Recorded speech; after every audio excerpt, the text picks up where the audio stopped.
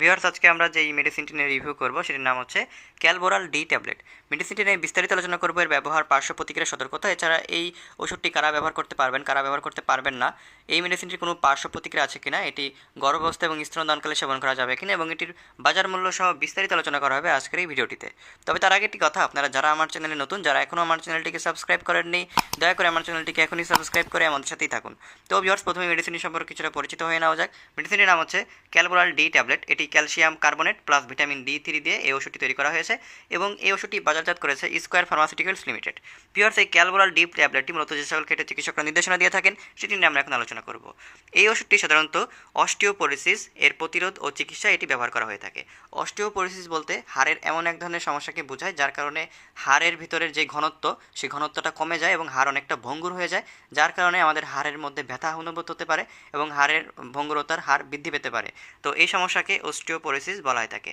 এছাড়া osteomalacia, tetany, hypoparathyroidism, osteogenesis এবং এই ধরনের বিভিন্ন হাড়ের সমস্যার জন্য সাধারণত এই ওষুধটি দেওয়া হয়ে থাকে।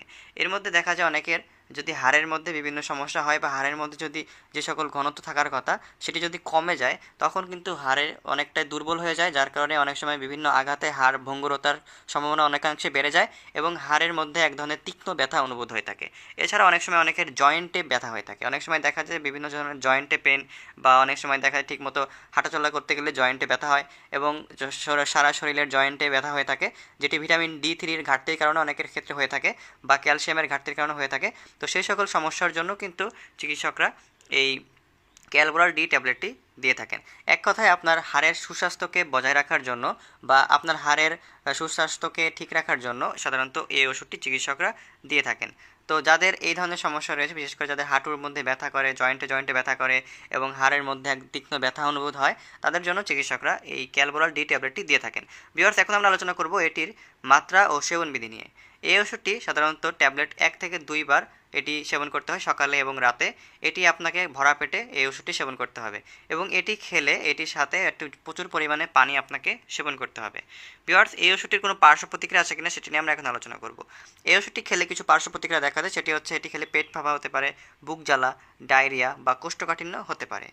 ভিউয়ার্স, এই ওষুধটি গর্ভাবস্থা এবং স্তনদানকালে সেবন করা যাবে কিনা সেটি নিয়ে আমরা এখন আলোচনা করব। এই ওষুধটি গর্ভাবস্থা এবং স্তনদানকালে এটি সেবন করা যাবে কিনা সেক্ষেত্রে অবশ্যই চিকিৎসকের পরামর্শ নিতে হবে, কারণ গর্ভাবস্থা এবং স্তনদানকালে তখনই এটি ব্যবহার করা যাবে যদি আপনার এই ওষুধটি খেলে কোনো ক্ষতির সম্ভাবনা না থাকে।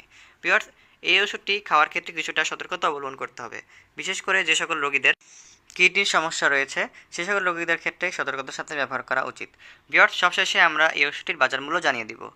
ক্যালবোরাল ডি ট্যাবলেটের প্রতি ইউনিট বাজার মূল্য হচ্ছে 11 টাকা। আর এটি যেহেতু কৌটা আকারে বাজারে পাওয়া যায়, সেক্ষেত্রে এটি 30টি কৌটা আকারে বাজারে এটির দাম হচ্ছে 330 টাকা। তো ভিউয়ার্স, এই ছিল এই ক্যালবোরাল ডি ট্যাবলেট সম্পর্কে বিস্তারিত। আশা করি ভিডিওটির মাধ্যমে আপনারা এই ওষুধটি সম্পর্কে বিস্তারিত ধারণা পেয়েছেন। যদি ভিডিওটি ভালো লেগে থাকে তাহলে ভিডিওটিতে একটি লাইক করবেন এবং আমাদের চ্যানেলটিকে সাবস্ক্রাইব করে আমাদের সাথেই থাকবেন। ধন্যবাদ সকলকে।